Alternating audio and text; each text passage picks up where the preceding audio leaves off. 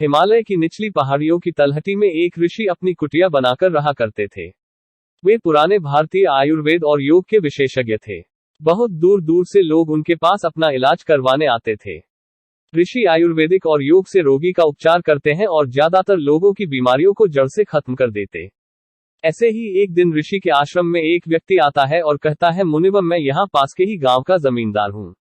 मेरा काम ही ऐसा है कि मुझे दिन के ज्यादातर समय बैठे रहना पड़ता है। ज्यादा शारीरिक मेहनत ना करने की वजह से ही मेरा मोटापा बढ़ गया है और तरह तरह की बीमारियों ने मेरे शरीर में घर कर लिया है। मेरे घर में खाने के लिए तो स्वादिष्ट स्वादिष्ट व्यंजन है, लेकिन मैं उन्हें खा नहीं सकता हूँ। अब तो मेरा मोटापा इतना बढ़ गया है कि मुझे उठने, बैठने और चलने में भी तकलीफ होती है। तो क्या आप मुझे कोई ऐसा तरीका बता सकते हैं जिससे ज्यादा मेहनत ना करके भी मैं अपने शरीर को स्वस्थ रख सकूं और इन तमाम बीमारियों से छुटकारा पा सकता हूं? ऋषि ने कहा, बिल्कुल ऐसा तरीका भी है। इसके लिए तुम्हें सबसे पहले अपने शरीर में जमी गंदगी को बाहर निकालना होगा। जैसे ही तुम्हारे शरीर में जमी गंदगी बाहर निकलेगी और तुम्हारा शरीर अंदर से साफ होगा तो तुम्हारा वजन अपने आप कम होना शुरू हो जाएगा और तुम खुद को पहले से बहुत ज्यादा ऊर्जावान महसूस करोगे। सबसे पहले तो तुम ये समझो कि जब हम कुछ खाते हैं तो उसका हमारे शरीर के अंदर जाकर होता क्या है। पहले तो खाना हमारे पेट में जाता है जहां पर वो टूटता है। फिर हमारी छोटी आंत में जहां से भोजन की जरूरी चीजें हमारा शरीर अवशोषित करता है। फिर बड़ी आंत से होता हुआ वो मल के रूप में शरीर से बाहर निकल जाता है। लेकिन क्या हर तरह के भोजन को इस चक्र को पूरा करने में एक समान समय लगता है? नहीं। फलों को लगते हैं लगभग 3 घंटे, 1 घंटे हमारे पेट में, 1 घंटे छोटी आंत में और 1 घंटे बड़ी आंत में। इसी अनुपात में सब्जियों को लगते हैं 6 घंटे और मजबूत अनाज जैसे गेहूं, चावल और दालों से बने पदार्थों को ये चक्र पूरा करने में लगते हैं लगभग 18 घंटे। यानी कि जिस भोजन में जितना कम पानी होता है उस भोजन को सही से पचने में उतना ही ज्यादा समय लगता है। जमींदार ने कहा, मुनिवर, जैसा कि आपने कहा कि अन्न को पूरी तरह से पचाकर शरीर से बाहर निकालने में 18 घंटे का समय लगता है, लेकिन मैं तो दिन में 3-4 बार खाता हूँ। ऋषि ने कहा, यही तो तुम गलती कर रहे हो। पहले वाला खाना पचा नहीं कि तुमने ऊपर से और डाल दिया। परिणामस्वरूप पहले वाला खाना अपशिष्ट के रूप में पूरी तरह से निकल ही नहीं पाता। वो अंदर ही अंदर सड़ता रहता है और फंगस के कीड़े पैदा करता है। ऋषि ने जमींदार की तरफ देखते हुए कहा, तुमने लोगों के पेट में कीड़े पड़ने वाली बातें सुनी होंगी। आखिर वो कीड़े आते कहां से हैं? वो कीड़े इसी अधपचे अंदर सड़ रहे खाने से पैदा होते हैं जो कि हमारी आंतों में चिपका रहता है। ये जरूरी नहीं है कि कल खाया हुआ भोजन ही तुम्हारी आंतों में गंदगी के रूप में चिपका हो सकता है। साल भर पहले खाए हुए भोजन का कुछ हिस्सा तुम्हारी आंतों में गंदगी के रूप में आज भी चिपका रह सकता है। कोई भी चीज जो हमें सीधे प्रकृति से नहीं मिल रही है, उसे पचाकर बाहर निकालना शरीर के लिए बहुत मुश्किल होता है और फिर ऐसा भोजन ही हमारी आंतों में चिपक जाता है और एक मोटी परत बना लेता है। देखो, हम जो भी खाते हैं उसे पचाकर हमारी आंतों की दीवार द्वारा अवशोषित कर लिया जाता है और फिर हमारे रक्त में भेज दिया जाता है।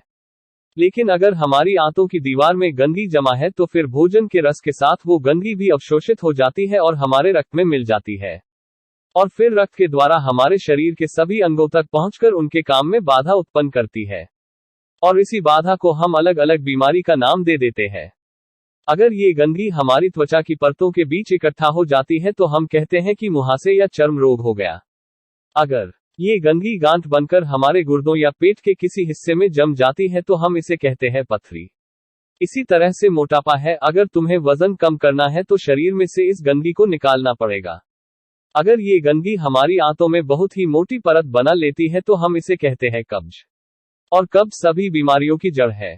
इसी प्रकार अगर ये गंदगी हमारी श्वासनली में जम जाती है तो हम इसे कहते हैं अस्थमा। तो असल में कहने का अर्थ ये है कि ये गंदगी हमारी सभी बीमारियों की जड़ है, और हम अगर इस गंदगी को शरीर से बाहर निकाल दें तो हम अपनी सभी बीमारियों से छुटकारा पा सकते हैं। क्योंकि जो शरीर अंदर से साफ है उसमें कोई बीमारी हो ही नहीं सकती। ऋषि ने अपने शरीर की तरफ इशारा करते हुए कहा, हमारा ये शरीर इस प्रकृति की सबसे उत्तम बनावट और कीमती उपहार है। कुछ समय पश्चात हम इस शरीर को मां प्रकृति को वापस लौटा देंगे। तो हम सबकी जिम्मेदारी है कि जब तक ये शरीर हमारे पास है हम इसे स्वस्थ और साफ रखें और इसे वैसे ही वापस लौटाएं जैसा मां प्रकृति ने हमें दिया था। वैसे दोस्तों, शरीर के ही साथ मन को भी स्वस्थ रखना उतना ही जरूरी है और इसके लिए मैं प्रेफर करता हूं मेडिटेशन। ऋषि ने आगे कहा, लाखों सालों से इंसान सीधे प्रकृति से प्राप्त पदार्थों को खाता आया है। इसीलिए इंसान का पाचन तंत्र भी इसी के अनुकूल विकसित हुआ है। यानी कि बना तो हमारा शरीर कच्चे प्राकृतिक पदार्थों के लिए था, लेकिन अपने स्वाद के चक्कर में हमने इसमें बहुत सी गंदगी डालनी शुरू कर दी है। तो तुम्हारा पहला काम तो शरीर में जमी इस गंदगी को बाहर निकालना है और फिर दूसरा काम उसमें सही भोजन डालना है।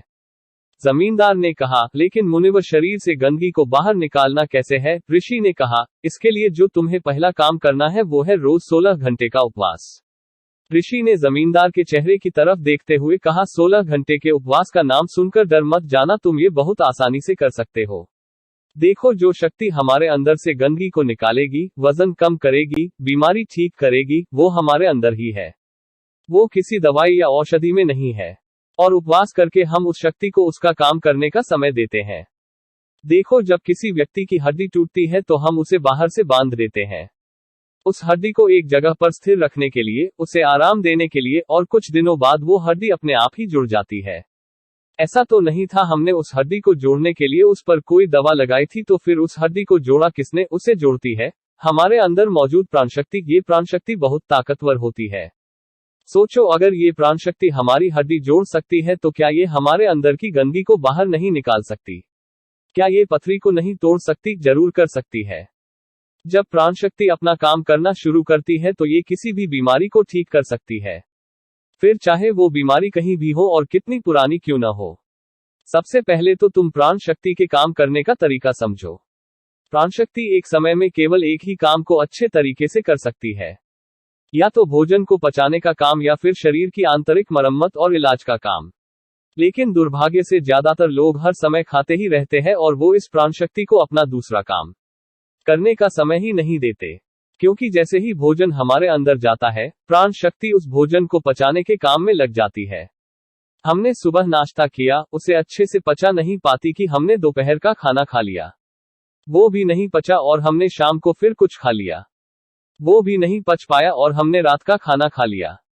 इस तरीके से प्राण शक्ति 24 घंटे और 7 दिन बस खाने को पचाने में ही लगी रहती है। उसे कभी भी शरीर की बीमारियों का इलाज करने और शरीर में जमी गंदगी को बाहर निकालने का समय नहीं मिल पाता। तो अगर हम चाहते हैं कि प्राण शक्ति हमारे शरीर पर भी अपना काम कर सके, तो हमें रोज कुछ समय के लिए उसे भोजन को पचाने के काम से मुक्त रखना होगा, और ऐसा हम कर सकते हैं 16 घंटे उपवास रखकर। अगर तुम रात को 8 बजे अपना खाना खाते हो तो कोशिश करो कि सुबह 12 बजे तक कुछ भी ना खाओ। अगर तुम सुबह 12 बजे तक भूखे नहीं रह सकते तो तुम सुबह नाश्ते में कोई जूस या नारियल पानी ले सकते हो।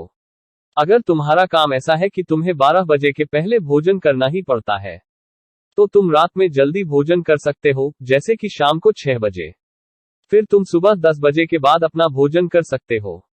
तुमने सुना होगा कि हमारे पूर्वज अपना रात का भोजन सूरज डूबने से पहले ही कर लेते थे।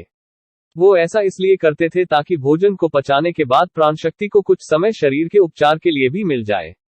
मान लो तुम शाम को 6 बजे अपना भोजन कर लेते हो, और अगर तुम्हारा भोजन हल्का है तो ये रात को 2 बजे तक आसानी से पच जाएगा। उसके बाद रात को 2 बजे से सुबह 10 बजे तक, यानी 8 घंटे का समय प्राण शक्ति को खाली मिलेगा। अगर 30 दिनों तक इस नियम का पालन करते हो तो ये समय हो जाएगा 240 घंटे, और एक साल में ये समय बढ़कर हो जाएगा 2880 घंटे। यानी एक साल में प्राणशक्ति को 2880 घंटे का समय मिल जाएगा हमारे शारीरिक उपचार व आंतरिक मरम्मत करने का। इस 2880 घंटे में प्राणशक्ति हमारी आंतों में जमा गंदगी को बाहर निकालेगी, पथरी को तोड़ेगी, रक्त को साफ करेगी और सांस नली में जमी गंदगी को बाहर निकालेगी। इतने समय में प्राणशक्ति किसी भी गंदगी और किसी भी बीमारी को शरीर से बाहर निकाल सकती है। लेकिन आजकल लोगों को लगता है कि अगर वो उपवास करेंगे तो वो कमजोर पड़ जाएंगे, लेकिन ऐसा नहीं है। हजारों साल पहले हमारे पास भोजन की कोई निरंतरता नहीं होती थी। कई बार तो उन्हें कई दिनों तक भूखे ही रहना पड़ता था। तो यह इंसानी शरीर विकसित ही ऐसे हुआ है कि इसे समय समय पर उपवास करने की आदत है। अजीब बात तो ये है कि हम हर समय कुछ ना कुछ खाते ही रहेंगे। हमारे कुछ बुद्धिजीवी पूर्वज इस बात को समझते थे कि अगर किसी व्यक्ति को उपवास करने के लिए कहा जाएगा तो वो नहीं करेगा। इसीलिए उन्होंने उपवास को हमारे धर्मों और इतनी वजहों से जोड़ दिया है ताकि लोग समय समय पर उपवास करते रहे। उपवास के दौरान हमारी प्राण शक्ति शरीर के हर अंग की गहराई तक पहुंचकर वहां जमी गंदगी को मल, मूत्र, कफ और पसीने की मदद से शरीर के बाहर निकाल देती है। ऋषि ने जमींदार से कहा, एक बात का हमेशा ध्यान रखना कि रात का भोजन हमेशा हल्का होना चाहिए, और अगर तुम अभी से 16 घंटे का उपवास नहीं कर सकते तो तुम 14 घंटे से शुरुआत करो और इसे धीरे धीरे 16 घंटे तक ले जाओ। पहले तो ये तुम्हें मुश्किल लगेगा, फिर धीरे धीरे ये तुम्हारी आदत का हिस्सा बन जाएगा। ऋषि ने कहा, दूसरा तरीका जिससे तुम अपने शरीर की गंदगी बाहर निकाल सकते हो वो है शरीर की मालिश और पसीने के माध्यम से। जब हम कम से कम हफ्ते में 3 बार तेल से अपने शरीर की अच्छी तरह मालिश करते हैं तो इससे हमारे रक्त की गति तेज होती है और यह गतिशील रक्त अपने साथ नसों में जमी गंदगी को बहाकर गुर्दों तक ले जाता है, जहां से इस गंदगी को मल मूत्र के द्वारा शरीर के बाहर निकाल दिया जाता है। इसी प्रकार जब कोई व्यक्ति कड़ी मेहनत करता है तो उसके शरीर में जमी गंदगी और चर्बी पसीने के रूप में बाहर निकल जाती है। ऋषि ने आगे कहा, स्वस्थ रहने के लिए शरीर से गंदगी निकालकर उसमें सही भोजन डालने की जरूरत होती है। अब मैं तुम्हें भोजन के 3 नियमों के बारे में बताने जा रहा हूं। पहला नियम, अपने भोजन में कम से कम 40-50% जीवित भोजन शामिल करो, फिर चाहे फल हो, हरी सब्जियां, सूखे मेवे, अंकुरित अनाज। कुल मिलाकर ये पका हुआ नहीं होना चाहिए। ज्यादातर लोग मरा हुआ भोजन खाते हैं और फिर वो स्वस्थ रहने की उम्मीद करते हैं। मरा हुआ भोजन करने का अर्थ ये है कि हम एक मृत वस्तु से जीवन निकाल रहे हैं, तो ये पहले हमारे शरीर से ऊर्जा लेगा, फिर ये हमें ऊर्जा देता है। भोजन को पचाने के लिए सभी जरूरी पाचक रस सिर्फ शरीर में ही नहीं होते, ये उस भोजन में भी पाए जाते हैं। लेकिन जब हम भोजन को पकाते हैं तो उसमें से बहुत से जरूरी पाचक रस नष्ट हो जाते हैं, और जब हम बिना पाचक रस वाला भोजन खाते हैं तो हमारे शरीर को वो सभी पाचक रस फिर से बनाने पड़ते हैं जो नष्ट हो चुके हैं। लेकिन किसी भी व्यक्ति का पाचन तंत्र कितना ही अच्छा क्यों ना हो, वो उन सारे पाचक रसों को फिर से नहीं बना सकता जो नष्ट हो चुके हैं, वो बस कुछ हद तक ही बना सकता है। दूसरा नियम, शुद्ध शाकाहारी भोजन खाएं, यानी ऐसा भोजन जो पेड़ों से आता है, ना कि जानवरों से। मांस, मछली या अंडा बिल्कुल न खाएं। प्रकृति ने हमारे शरीर को जानवर खाने के लिए बनाया ही नहीं। तीसरा नियम, बासा या बहुत देर से रखा हुआ भोजन न खाएं। भगवद गीता के 17वें अध्याय के 10वें श्लोक में भगवान श्री कृष्ण कहते हैं कि जो भोजन पका हो उसे पकने के 1 पहर यानी 3 घंटे के अंदर खा लेना चाहिए, क्योंकि 3 घंटे के बाद वो भोजन तामसिक हो जाता है, उसमें से प्राण जाने लगते हैं। इसीलिए भारतीय वैदिक संस्कृति में यदि पका हुआ भोजन 3 घंटे से अधिक देरी से रखा हुआ है तो उसे नहीं खाया जाता। हमारे पूर्वज भी इसी नियम का पालन करते थे, इसीलिए भोजन चूल्हे से सीधे उनकी थाली में आता था। लेकिन आजकल ज्यादातर लोग सुबह का भोजन शाम को और रात का बचा हुआ भोजन सुबह करते हैं और बहुत सी बीमारियों को निमंत्रण देते हैं।